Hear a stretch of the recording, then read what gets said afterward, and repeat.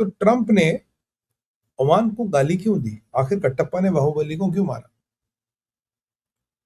देखिए, ट्रंप ने ओमान को बोला कि बेटा तुम सुधर जाओ, otherwise will bomb you back to the stone as.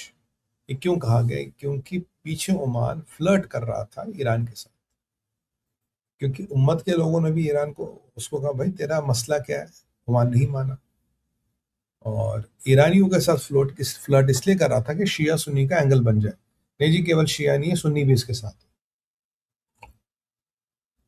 जबकि ईरान ने ओमान की अच्छी खासी वाट लगाई है, उसके बावजूद ओमानीज वे फ्लर्टिंग विद और कह रहे नहीं जी स्ट्रेट ऑफ हॉर्मुज को हम जॉइंटली कंट्रोल करेंगे। ये जो प्रकरण सामने है, इसको लेके ट्रंप किलस गया, और ट्रंप ने पहले तो इधर उधर से कहलवाया, समझ नहीं आया, तो फिर then Trump went and has warned them through his ambassador और व्हाटएवर, या वहां के शेख को डायरेक्ट फोन किया। कुछ लोग कह रहे हैं कि शेख को डायरेक्ट फोन किया, शेख साहब को बोला भाई साहब आप सुधर जाओ, otherwise we will bomb you first. Iran को तो बाद में ठोकेंगे, तुम्हें पहले ठोकेंगे और will bomb you back to the storage. तो बेटा अब ओमान की भी लग गई है वाट। ओमान में शिया भी रहते, ओमान में बलोच भी रहते। तो मजा आया ना आपको? देखो, ये कहते हैं ना playing tango with the devil. इनको शैतान के साथ कबड्डी नहीं खेलनी चाहिए थी, खेल दिया तो थोड़ा बेचारे सख्ती में आ गया। अब देखो भैया, ओमानियों, कुवैत से सीखो। कुवैत ने अपने नेशनल्स का ईरान जाना बंद कर दिया, इराक जाना बंद कर दिया, और कुवैत को बहुत जल्दी पाकिस्तानियों की एंट्री और अपने नेशनल्स को पाकिस्तान जाना भी बंद करना चाहिए। और तुम लोग क्या कर रहे हो? तुम ये तुर्किया और पाकिस्तान के चक्कर में पड़ के अपनी ऐसी तैसी करा रहे। Is what you are doing. अब तुम्हारी समस्या ये है कि करोगे तो ट्रंप ठोकेगा, नहीं करोगे तो ईरान ठोकेगा, अगर बीच में रहे तो पाकिस्तान ठुकवाएगा तुम्हें। तो जो तुम्हारी प्रकरण है वो तुम्हारी वाट लगने वाली है। जो तुम्हारा प्रकरण है वो तुम्हारी वाट लगने वाली है कि तुम करो तो मरे, ना करो तो मरे। ये तुम्हारे साथ ओमान के साथ हो रहा है। Trump is very serious on that.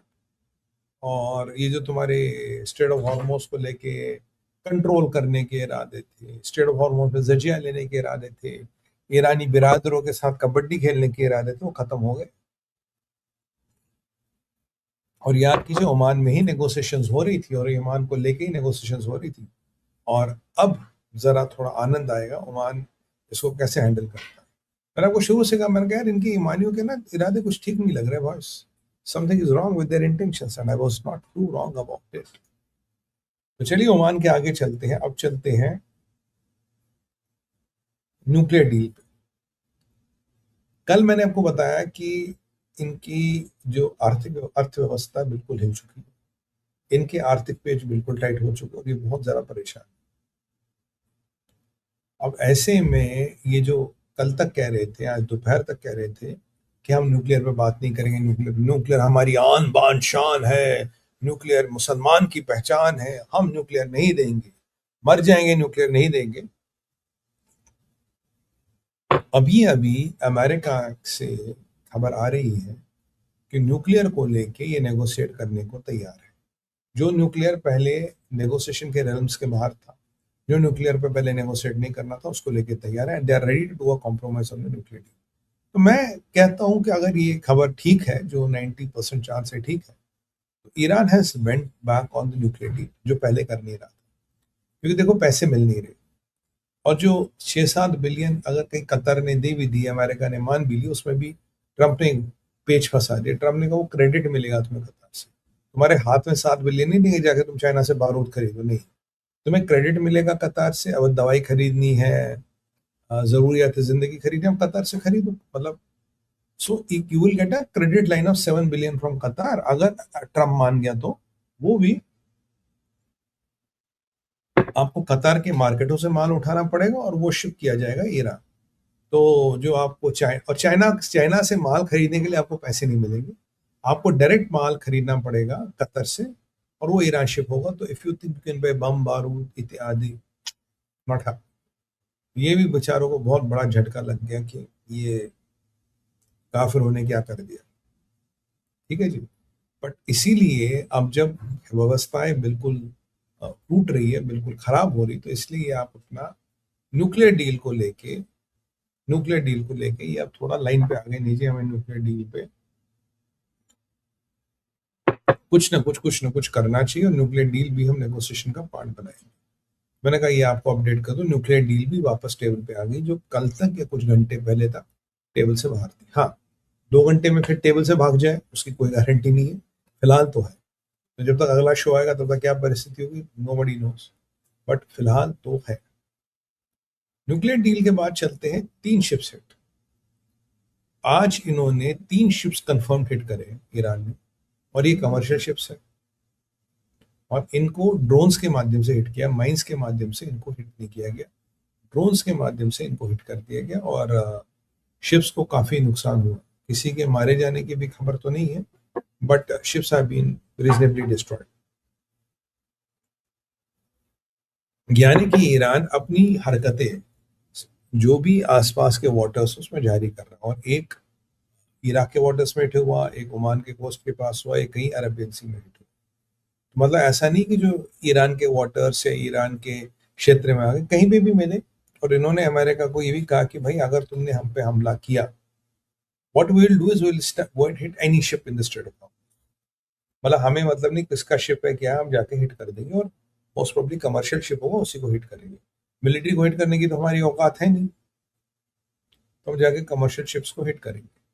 तो अगर आपने हमारा कोई भी हम पे अटैक किया, तो हम आपको अटैक करें ना करें, बट जो चाइनीज मिसाइलें हैं, वैसे चाइनीज मिसाइलों से कमर्शियल शिप्स पे अटैक हो सकता है, मिलिट्री शिप्स पे क्या करो।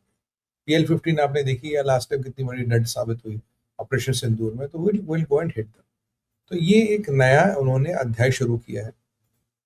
तो आज 3 कमर्शियल वेसल्स ड्रोनों से हिट कर गई, और धमकी दी कि अगर आपने हम पे हमला किया, जो भी हमारे पास सामने कोई शिप पड़ेगा, तो आपसे बदला लेने के लिए we won't hit that ship. तो आप बोलोगे भाई उससे अमेरिका या इजराइल का क्या ले लेना, हम तो आतंकवादी, हमें क्या फर्क पड़ता, कोई भी शिप मिले हम हिट कर देंगे। और फाइनली मार्को रूबियो को मैं ट्रैक करता हूँ बड़ा, मार्को रूबियो ने जरा अपनी चुप्पी तोड़ी, और मार्को रूबियो ने बोला कि भाई ईरान हो या Oman, flirting on straight of Hormuz is not allowed. किसी को हम फ्लर्ट करने नहीं देंगे। आपको अगर लगता है कि आप जजिया लोगे, टैक्स लोगे, टोल लोगे, एनवायरमेंट सेस लोगे, कुछ भी लोगे, किसी भी तरह का लेन देन स्ट्रेट ऑफ हॉर्मुज के एक्सेस को अमेरिका को, रशिया को, यूरोप को, चाइना को, किसी को भी मंजूर नहीं है।